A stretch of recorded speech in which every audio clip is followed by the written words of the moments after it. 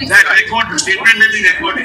The others that Vivek Paria case. Yes. Application. Breaking update বন্ধুরা একটা উঠে আসছে। তো আজকে কিন্তু এসএসসি মামলার শুনানি ছিল, আশা করি আপনারা সকলেই জানেন। তো গতকালকে কিন্তু আপডেট আপনার সঙ্গে শেয়ার করেছি যে 26,000 যে চাকরি বাতিল করা হয়েছে, তারপরে কিন্তু এএফআইএলে যে নির্দেশ দেওয়া হয়েছিল 31শে ডিসেম্বরের মধ্যে রিক্রুটমেন্ট প্রসেস কমপ্লিট করতে হবে রাজ্য সরকারকে, সেই মতো পরীক্ষার দিনক্ষণও কিন্তু ঘোষণা করা হয়েছে 7 তারিখ 4 তারিখ। তো সেই ভিত্তিতে কিন্তু মামলা করা হয়েছে যে এই যে পরীক্ষা যেন ডিলে করা হয়। আজকে কিন্তু সুপ্রিম কোর্টে দুটো মামলা ছিল, আপনারা অনেক দেখতে পাচ্ছেন। 7 নাম্বার ছিল, এসএলপি নাম্বার দেওয়া রয়েছে এখানে, Sonai Das versus the state of West Bengal, এখানে সম্পূর্ণ ডিটেলস রয়েছে। তারপর আরেকটা মামলা ছিল 69-এ মেন মামলা, এটা কিন্তু খুবই গুরুত্বপূর্ণ মামলা ছিল, Abhijit Sadhukhan versus the state of West Bengal. তো প্রথম যে মামলা এই যে Sonali Das versus the state of West Bengal 60 number যে ছিল এই মামলাটা, তো মামলাটি করা হয়েছিল অযোগ্য তালিকায় নাম থাকার বিরোধিতা করে রিট পিটিশন দাখিল করেছিলেন সোনালী দাস নামে একজন চাকরিহারা।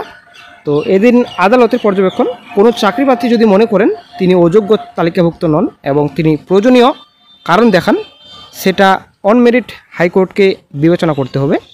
সর্বোচ্চ আদালতের নির্দেশ রয়েছে বলে এই ধরনের আবেদন শুনতেই অস্বীকার করতে পারেন না কোর্ট।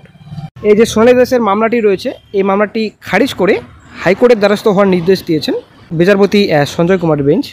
7 সেপ্টেম্বর এসএসসি পরীক্ষা রয়েছে বলে উল্লেখ করে সুপ্রিম কোর্টের কাছে স্থগিত চান সোনালী দাসের আইনজীবী, কিন্তু সেই আবেদন সাড়া দেয়নি সর্বোচ্চ আদালত। হাইকোর্টেই আবেদন করতে বলা হয়েছে সোনালী দাসকে। তো তারপর যে 69 সিএল নাম্বারের মামলাটি ছিল অভিজিৎ সাধু খান, তো এই মামলাটি কিন্তু খুবই গুরুত্বপূর্ণ মামলা ছিল, কিন্তু দুর্ভাগ্য, সবথেকে দুর্ভাগ্য চাকরি প্রার্থীদের, চাকরিহারাদের, কারণ এই মামলাটি কিন্তু ডিসমিস করা হয়েছে। ঠিক আছে, সবথেকে একটা বিশাল বড় ব্রেকিং আপডেট। তো আপাতত যেটা খবর পাওয়া যাচ্ছে, তবে সংবাদ মাধ্যম থেকে আশা করা খুব শীঘ্রই খবর পাওয়া যাবে। তো আপাতত যেটা খবর পাওয়া যাচ্ছে যে দুটো মামলাই কিন্তু ডিসমিস করা হয়েছে। প্রথম যে 60 নম্বরের মামলাটি রয়েছে, এই মামলাটি কিন্তু হাইকোর্টের দ্বারস্থ হতে বলেছেন। তারপর যে 69 মামলা রয়েছে, এই মামলাটা কিন্তু এই যে গত 21/8/25 তারিখে ডিসিশন দেওয়া হয়েছিল সুপ্রিম কোর্টের তরফ থেকে, সেই ডিসিশন মেনেই কিন্তু কাজ করতে বলা হয়েছে। তো গত যে 21 তারিখে মামলাটি ছিল স্কুল সার্ভিস কমিশনের, এই যে একটা ফর্ম ফিল আপের ঘোষণা করেছেন সুপ্রিম কোর্ট, মোটামুটি 10 দিন সময়সীমা বাড়ানো হয়েছে।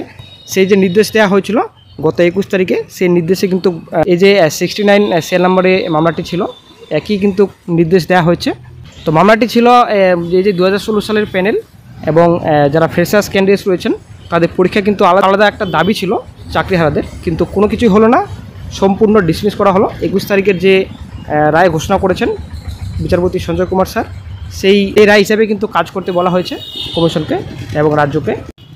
নিয়োগ কিন্তু এই যে নিয়োগ পরীক্ষা কোনোরকম কিন্তু স্থগিত করা যাবে না, এটা কিন্তু পরিষ্কার, এবং সেই বিষয়ে কিন্তু সিদ্ধান্ত নেবেন কমিশন, এমনটা কিন্তু স্পষ্ট করে জানিয়েছেন সুপ্রিম কোর্টের তরফ থেকে।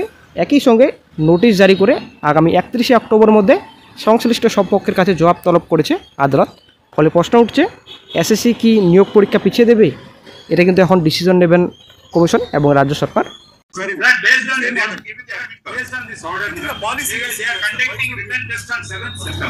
We don't know. We said that they have secondary. We actually admit that record statement will be recorded.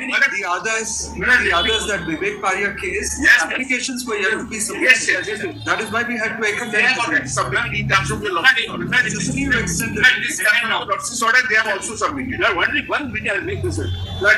Based on your lordship order, the notification issued by referring your lordship order on 21st August, written test is to be held on 7th September. Yes, that 7th September is finished. No, it's all on the signs. Same order, we won't get up there.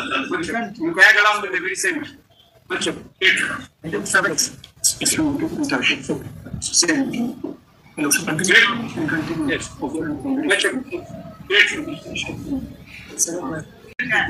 69, practically a lot of them decided it. Very well, since we've already got Vivek Paria, so let it go. Vivek Paria, we have allowed him. And here they have also allowed.